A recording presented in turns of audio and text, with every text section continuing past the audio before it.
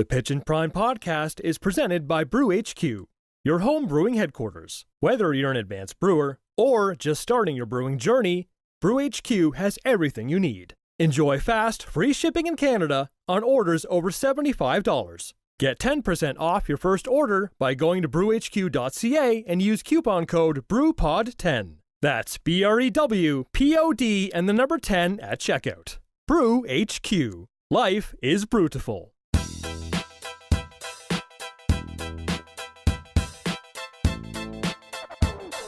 We're back with our second episode of Pitch and Prime.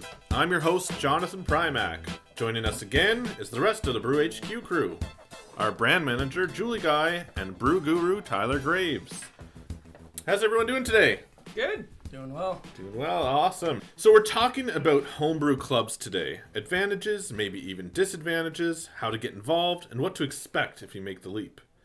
So Tyler, you've been brewing for a while now, I know. And we do have some local homebrew clubs. I know we have the Brewnosers, we have Ladies Beer League, Julia, you might be familiar. Tyler, have you been involved in any traditional style brew clubs? No, not necessarily. I've been keeping to myself for the first few years of my brewing journey, so to say.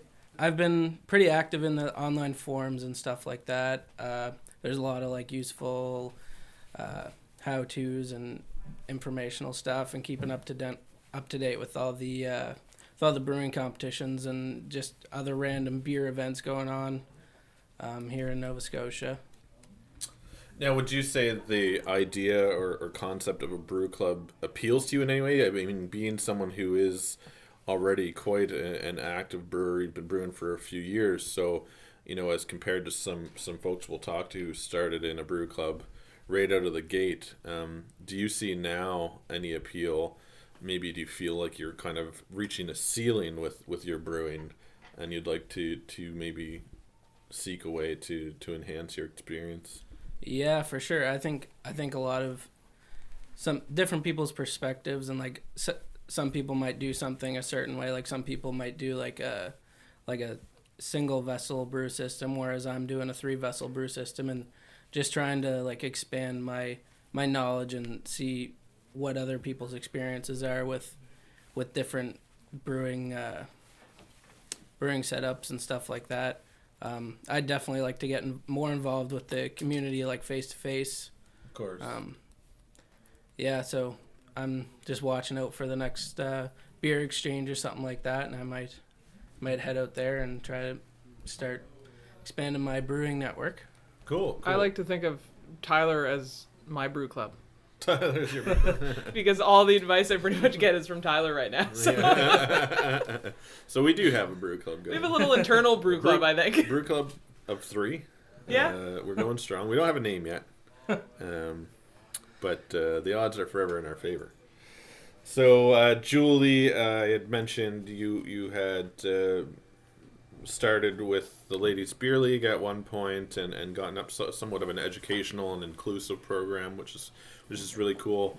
But as a new brewer, someone new to brewing, same question. In contrast to Tyler, who is experienced in brewing, is there a draw to you for homebrew clubs? Yeah, I think definitely is. Just from my experience with Ladies Beer League, which wasn't, as you said, a homebrew club, but we did a lot of kind of collaboration on sites with breweries, so there was some hands-on. I'd like to honestly see, and I'm not sure if there's any in Canada, maybe someone who's listening to this can send us messages on Facebook or email us. I'd like to see an all-women brewing group, just simply because part of Ladies Beer League mandate was to bring women into the beer scene, because it's not so much now, but was often seen as a boys' club. Right. That I'd like to collaborate with other female brewers of all experience levels, right. And just I don't know if it's more of a comfort thing or just because I feel like women still need to kind of fight to be taken seriously a lot of the time as brewers. Right.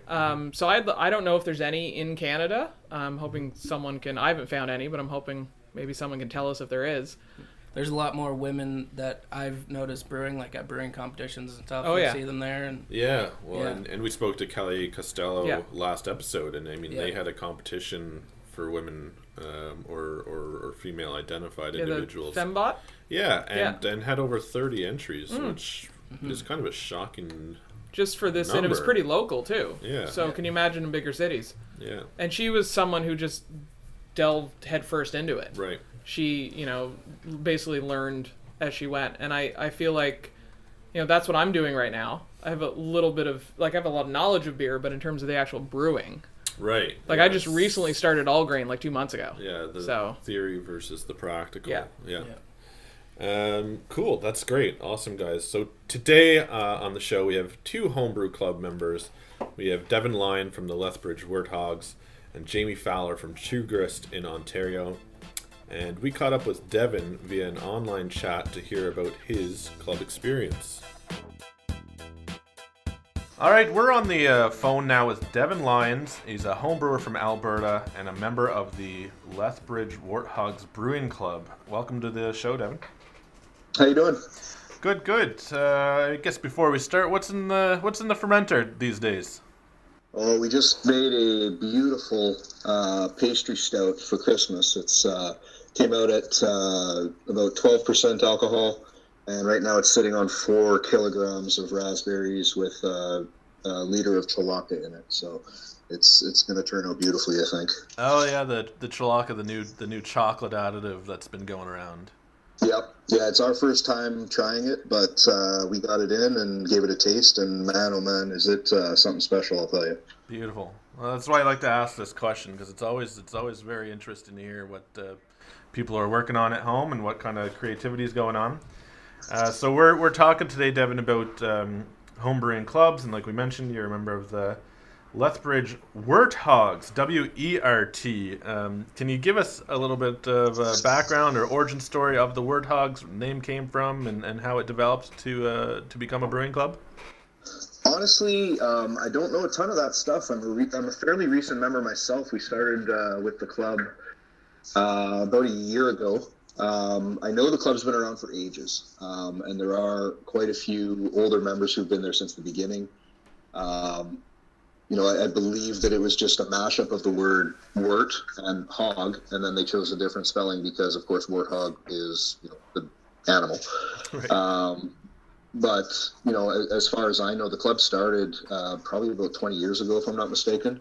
It's gone through a couple changes, but for the most part, there was a single president who led the charge and got all these older members involved and everything.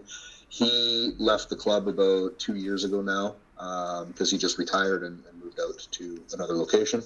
And so we had a new president elected just before I came on, actually. And it's been going fairly well ever since. So. Excellent. And so tell us a little bit about what happens at your average monthly meeting. What are the topics, or is there kind of like a tasting that you do, or how do you typically operate a meeting? Yeah, so typically the meetings, we do have a central location now where we all meet at any given time. Before we acquired this location, we were just meeting at people's houses and rotating around. But since we've had this location, we typically all just come on scene with whatever homebrew we've decided to bring.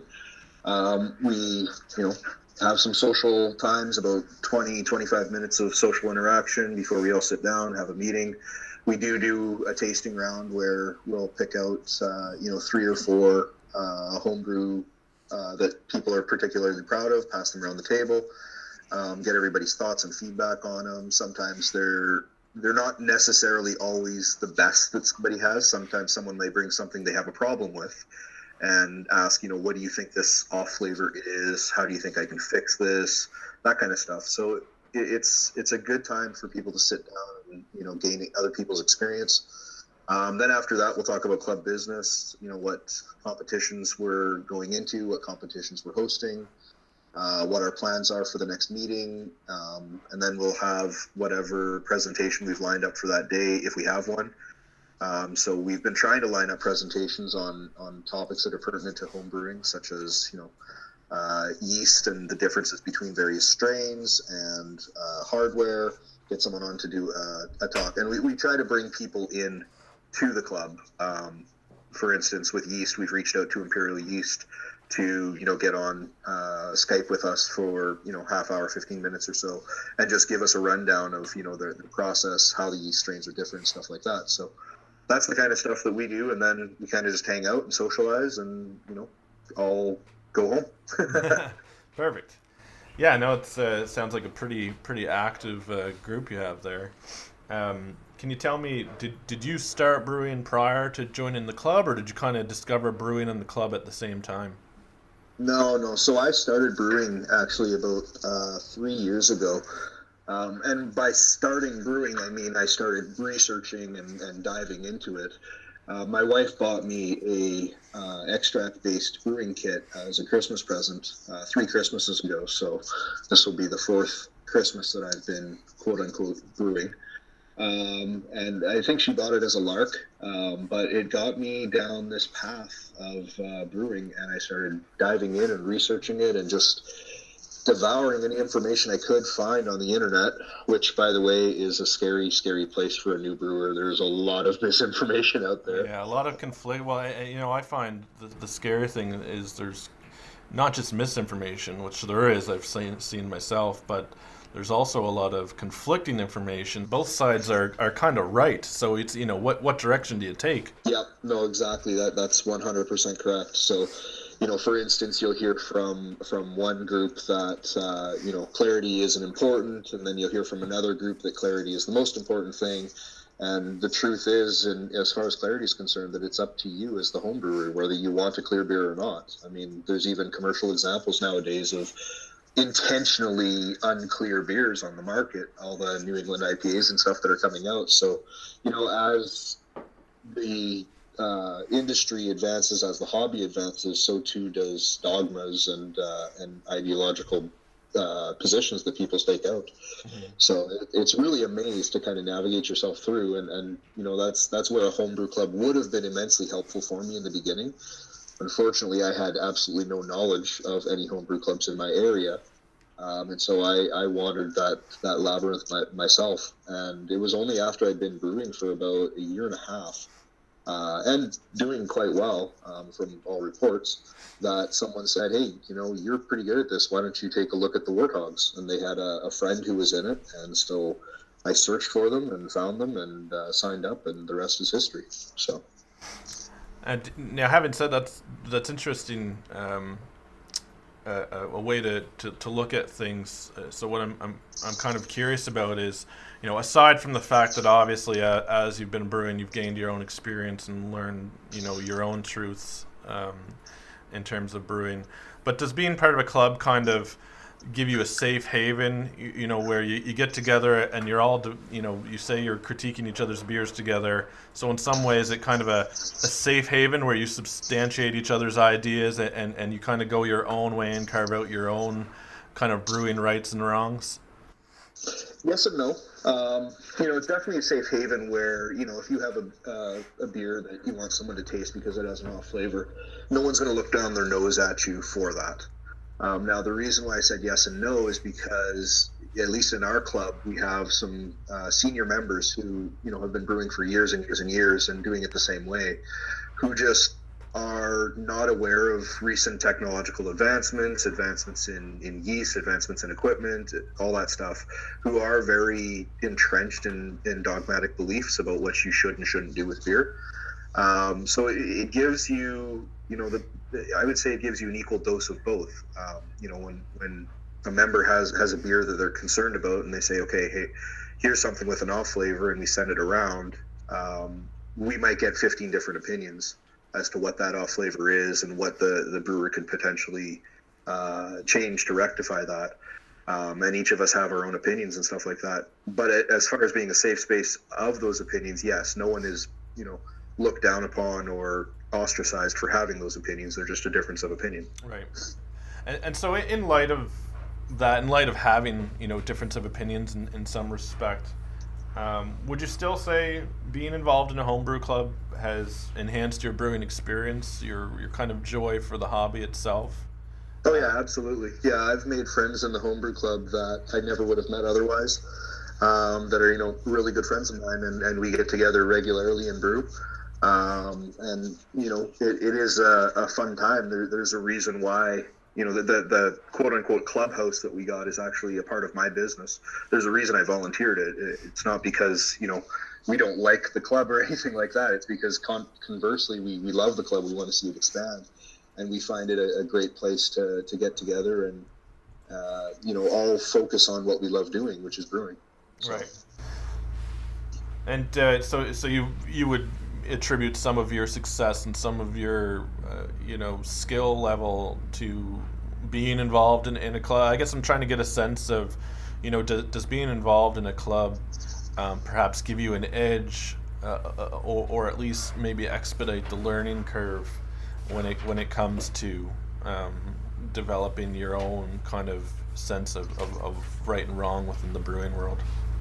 I would say it greatly increases your exposure to successful brewers, which, if you're in a smaller town like I am, are very difficult to find if you're not plugged into a club. You can go online to the forums and online to the Facebook groups and stuff like that, but there's nothing quite the same as having an experienced brewer take a look at your setup, take a look at your product, and say, hey, this tastes a little off to me.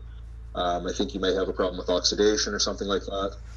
So yeah, I think it's very useful for new brewers to get involved.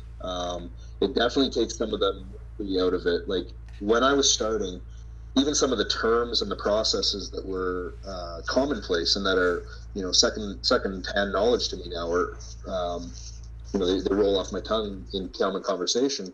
They were stuff that I was really having a problem with. Like I didn't understand oxidation. I didn't understand hot side versus cold side. I didn't have an understanding of that. And being part of the club helped expedite the knowledge of those things for sure. Yeah. No, I can remember myself, going to a meeting and hearing, some terms popping up early on, and, someone throws out decoction mash, and you just kind of smile and like, yeah, sure, decoction mash, exactly. Yeah, and I know exactly what you mean by that. But I can see that you're right though in that respect. Attending the meetings, what might have taken me quite a while in self-study, I think really picked up pace when I attended these meetings and just listen to the terms, listen to what people are talking about, and that was a huge step forward for me. Yeah, and just being able to bounce ideas off of people and stuff like that is huge for us. I'm big in crafting my own recipes. I love sitting down and crafting my own recipes and theory crafting the whole thing. Sometimes I'll take a couple days, sometimes I'll take a couple months depending on what I'm working on. And it's great to be able to take that recipe to a place and say, and to some trusted brewers that I know within the club, and say, look, guys, this is what I'm working on. What do you think of this? Do you think I should add a little bit more Munich, or should I pull it back and put in some more Vienna? What do you think of these adjuncts? And get their opinions and get their help on it. It really does help with your experience with developing, what you want to do as far as recipes are concerned. You said decoction mash. That's really interesting because one of the last suggestions that we had at our club meeting in September was someone had done a reiterated mash, and I had never heard of that before. It's I've heard of it, but I've never really studied it. So we took some notes and studied it, and that's how we did this Christmas pastry stout that we're doing. We did a reiterated mash. That's how we got it up to 12%. And could you give us a little bit of a definition of a reiterated mash? For it is a newer method, so so a reiterated mash is basically you mash in once like normal, sparge very close to normal, and then instead of continuing on to the boil, you actually drop your temperature back down to your mash in temp a second time and go it again with a new batch of grain, using your wort as your brewing liquor. So instead of bringing her up to boil and starting your boil and putting in your hop additions and everything else, you just actually bring it back down from your mash out temp to your strike temp and go back in with another batch of grain and start all over again. And what winds up happening with that is you actually wind up very much increasing the amount of sugars that are in the water. If you take, for instance, a beer that would regularly have an OG of 1050, and you effectively double the amount of grain in there, well, you don't quite get 11 1100, but you do get very close to that. So we've spoke a little about the formation of the club and how you interact within the club at the meetings, etc. But are there challenges being a volunteer run and a kind of a volunteer join? You know, people who take part are obviously volunteers or not getting paid or anything to be there. Are there some challenges to overcome being involved with an organization like that? Yeah, absolutely. I mean, like any other organization, there's going to be politics involved. There's going to be people who say one thing and other people who say another. And there are going to be instances where, you know, you're going to butt heads with a member or two. But as long as you have a general feeling within the club that, hey, we're all here to be better homebrewers and to encourage the hobby of homebrewing, everything kind of works out for itself. We have had, you know, issues with some of our older members not being as active as they used to be, and that just comes with the territory. And so what we're trying to do is, you know, increase our induction of newer members into the club by, you know, addressing new technologies like social media, like hosting talks, like trying to advertise as much as we're able and doing stuff like that. So, you know, there's definitely going to be challenges like there are in any, you know, non-work and work-related organization. But I think if you just keep becoming better brewers and bettering the hobby for just everyone as like a key goal, I think you can overcome those relatively easily. Right, and as long as you keep in mind that it is a social club, it's a place to blow off some steam and to learn something interesting on the side of everyday life. So, you know, if you keep it lighthearted and you keep that in mind, things should be smooth sailing for the most part. Yeah, absolutely. The other thing that you really need to keep in mind is that, you know, brewing is a very, very, very old industry, I'll say. And it's been around for thousands of years. And there are as many ways of doing things as there are brewers. And just because someone doesn't do it your specific way, or the way that you've learned to do it, or the way that you've been taught to do it, doesn't necessarily mean that it's wrong. Doesn't necessarily mean that they're going to produce a bad product. Doesn't necessarily mean that it's just not something you haven't been exposed to. So, you know, if you're looking at joining a club, speaking to the listeners out there, if you're looking at joining a club, make sure you go in with your eyes open and be very accepting of what other people are doing, because someone may show you something that you hadn't even thought of before that becomes, you know, something that you do on a daily basis, or every time you brew, rather. Right. So, you know, there's a lot of experience out there, and while there has been a lot of advancements in technology and there are some new ways of doing things, sometimes the old ways are just as good, if not better. That's awesome. Yeah, no, it's a great thing to be part of a homebrew club. I know it's definitely helped me along the way, and I think it sounds like you guys have a good thing going up there. Devon, we want to thank you so much for being on the show. Devon Lyons, homebrewer in Alberta, member of the Lethbridge Werthogs, and you can see them on Instagram at Lethbridge_Werthogs. We'll talk to you again, Devon. Thanks a lot. Thanks, guys. Have a good one. Love trying new beer recipes? Love getting things delivered right to your door? The Brew HQ Brew Box Recipe Kit subscription is exactly what you need. Just surf over to Brew HQ, select your method of brewing, pick a batch size, and pay for the year. Every quarter, we'll package quality ingredients for an exclusive seasonal recipe and deliver it right to your door. No hidden fees, free shipping. The Brew HQ Brew Box Recipe Kit subscription, bringing the brew to you.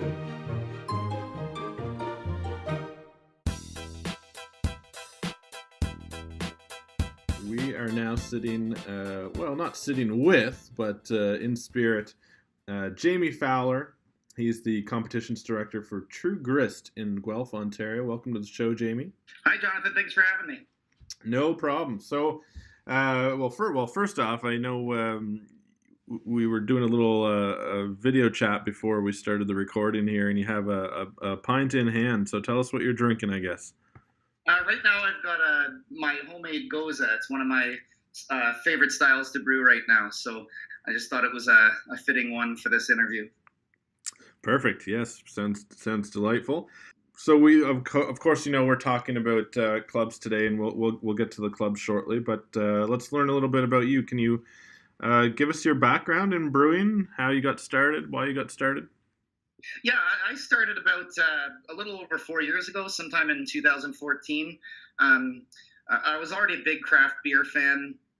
We were in the middle of a big sort of craft beer boom here in Southern Ontario. So a friend of mine mentioned he was going to be brewing some beer in his backyard, and I thought it sounded like a lot of fun. So I stopped by and gave him a hand, and I was hooked ever since. I started brewing 5-gallon all-grain recipe kits that, on borrowed equipment, and it just kind of snowballed from there. Right on. And so what are you brewing on now? Right now, I use a few different equipment setups. One, I have a grainfather that I rescued from the grave and fixed some electrical problems. And I've also got an electric mash tun that was also kind of a Frankenstein invention that I made from an electric coffee urn. So I just kind of do whatever piques my interest at the time, really. I like to brew in different ways to keep it interesting. Right. Yeah. It sounds like you have to do whatever's necessary to keep brewing. It's for sure. Doctor things together. As long as you can heat up some water, you're good to go. So you've been brewing for 4 years. Would you say is at this point is it a pastime, hobby, or would you say there's a deeper meaning? Is it integral to your lifestyle or identity? Well, I mean, with any hobby that you keep going for this long, it kind of becomes a big part of your life, right? So it's definitely still a hobby, but it does take up a lot of my free time, whether that's club meetings or brew days or special events that we're running. I teach some homebrewing classes as well. So, I mean, it does take up a lot of time, but I'm going to keep it at the level of, let's say, passionate hobby. Excellent. Well, we mentioned in the opening there, the name of the club is True Grist. Most of us should know what that means. But what's the origin story? What's the background on the club? The club kind of came from the as a sort of a resurrection of an older group that was running in Guelph and the Grand River area called Grand River Area Brewers. It was mostly an online forum, but they did do sort of informal get-togethers and brew days and things. That just kind of petered out because no one was officially in charge.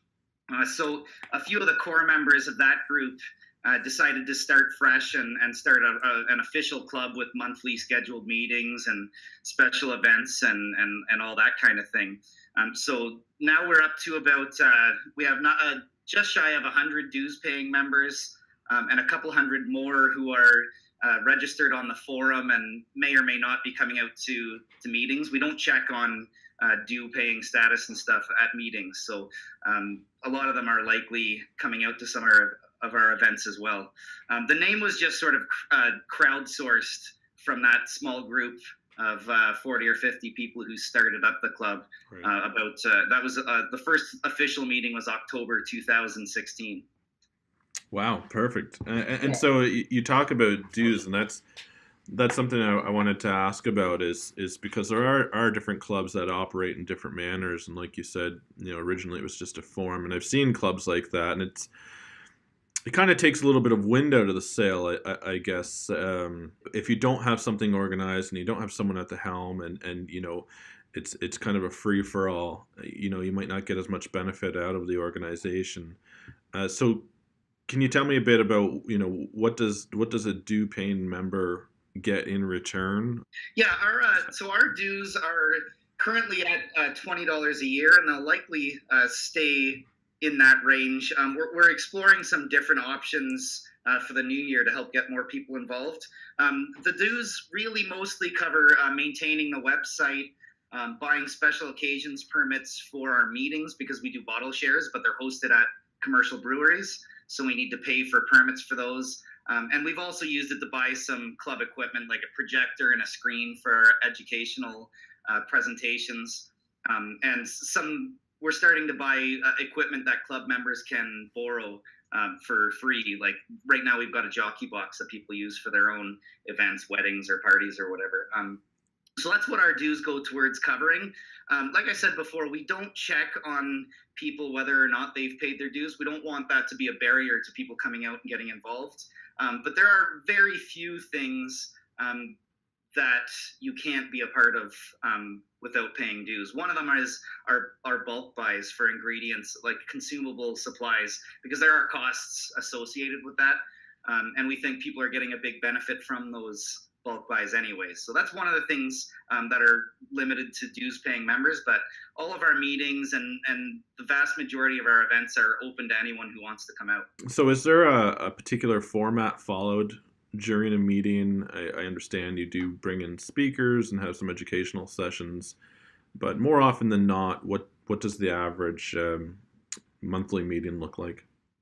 Well, in general, so our meetings usually start off with we call it troubleshooting corner. So some of the more experienced tasters and brewers will be sort of set up at a table while people are, showing up and filtering in and getting themselves settled.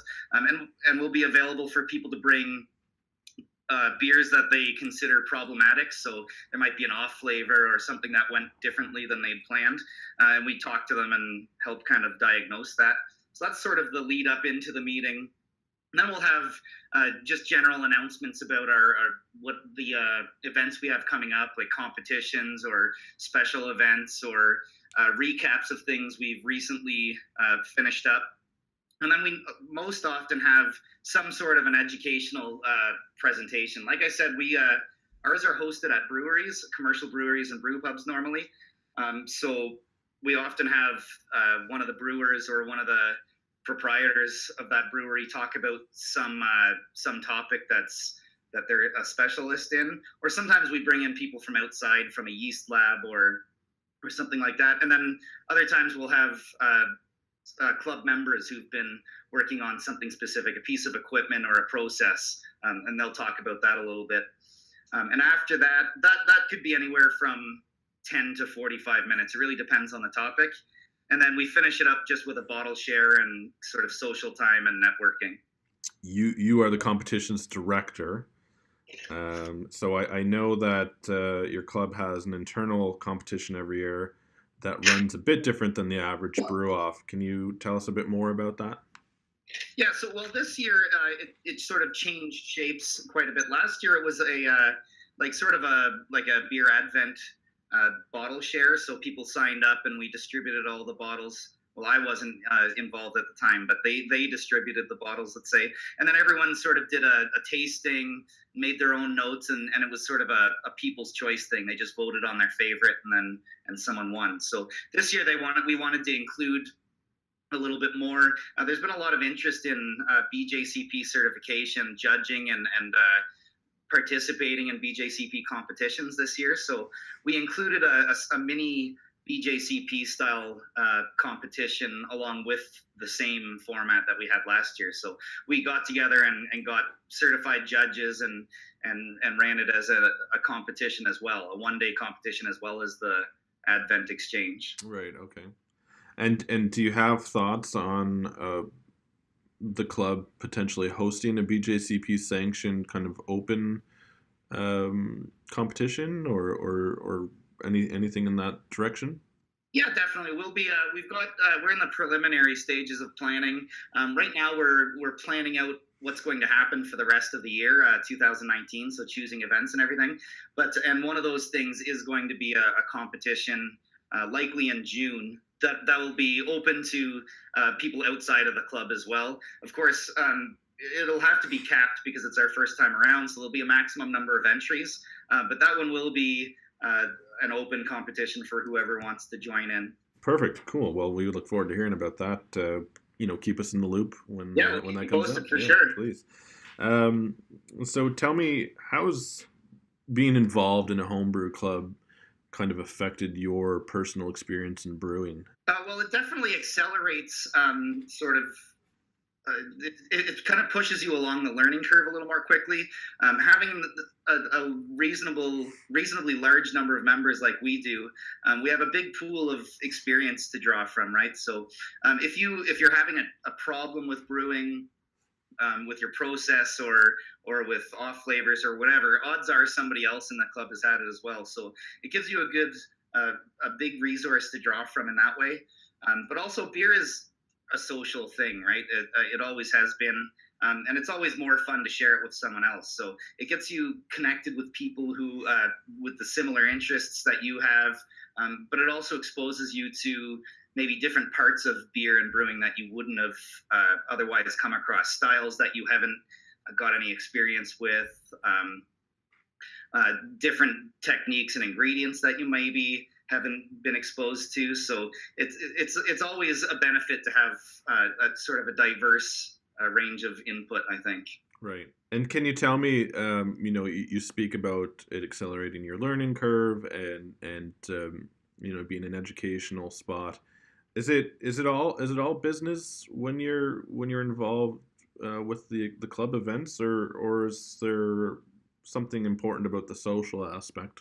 Oh yeah, first and foremost, it's about socializing, right? I mean, the brewing, home brewing, and craft beer sort of brings you together and gives you some common ground. But really, it's about meeting new people and finding out what they're interested in and hanging out, talking beer, and trying each other's beer and sort of talking about how they got there and where they'd like to go from there. So it's definitely, I mean, I think the main aspect of all of this is about the social aspects for sure. And there's got to be some shortcomings, perhaps, when it comes to being involved in a club. After all, it's a volunteer run, volunteer attended. What do you do? There must be disagreements of some sort.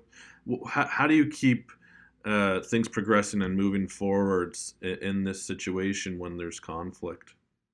Well, so far we've been pretty fortunate. We haven't really had any big disagreements. There are a couple of people who are sort of in charge of the direction of the club, and then there are those of us who have more specific sort of areas of oversight, like me with competitions, and we have people who are their main focus is education and stuff like that.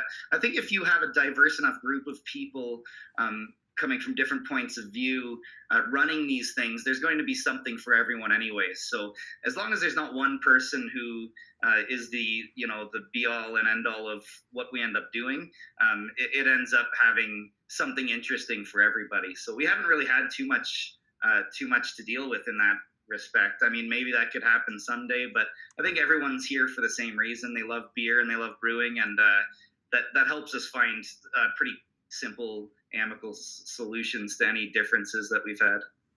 Perfect. Yeah, I guess it's when you're around a table, everyone holding a pint, there's not too much to argue about.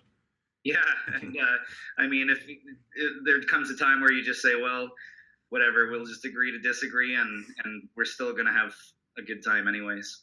Would you say it's difficult to get involved in a homebrew club as a beginner brewer, or is that something you should consider, right off the bat when you start brewing? Should you look for a homebrew club, or? Definitely, yeah. I think just because there is a steep learning curve, there's a lot of sort of important things that go into brewing beer, that if you're starting from the beginning, you're sort of at a disadvantage.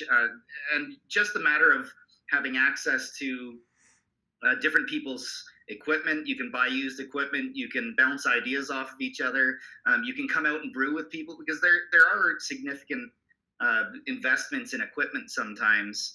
So if you're not sure if homebrewing is something that you want to do, but you're kind of interested in trying it, it gives you a chance to get out and brew with people. Everyone's always willing to show off their equipment. And if homebrewers like anything, it's free labor and showing off. So they're always willing to help out new people. I think it's a great place to start for sure. Excellent. Jamie, before we go, we're going to start a little bit of a podcast tradition here, and we're going to start asking people what's in their fermenter currently. So what do you have on the go? Right now I've got a few different things. We've got a sort of a different format for our December meeting, where it's mostly a social get together, because it's the holiday season and people maybe aren't as interested in all the education stuff, and we just want to get together and have fun. So I've got a mild on the go right now that'll be served at the next club meeting. But other than that, I've got mostly a variety of weird and wonderful sour things going right now. So I've got a long-term sour Solera project that I've had going for a little while, a golden sour. I've got a barrel fermented Goza in a gin barrel, and a couple other things that I'm waiting to see how they turn out before I decide what they're called. Before you disclose that information. Yeah. Excellent. Awesome. Jamie, thank you so much for joining us. Oh, yeah, great. Thanks for having me, and keep up the good work. Jamie Fowler is the competitions director for True Grist in Guelph, Ontario. You can find the Lethbridge Werthogs online on Twitter at Werthogs, Facebook lethbridge.werthogs.5, and on Instagram at Lethbridge_Werthogs. If you're interested in finding out more about True Grist, head to their website, truegrist.ca, or on Twitter, Facebook, and Instagram as True Grist HBC. Have a topic, question, or a comment? You can reach us at cheers@mybrewhq.ca or 1-833-705-7333. Make sure you check out our Academy section on brewhq.ca, where we have an assortment of insightful articles and topics about homebrewing.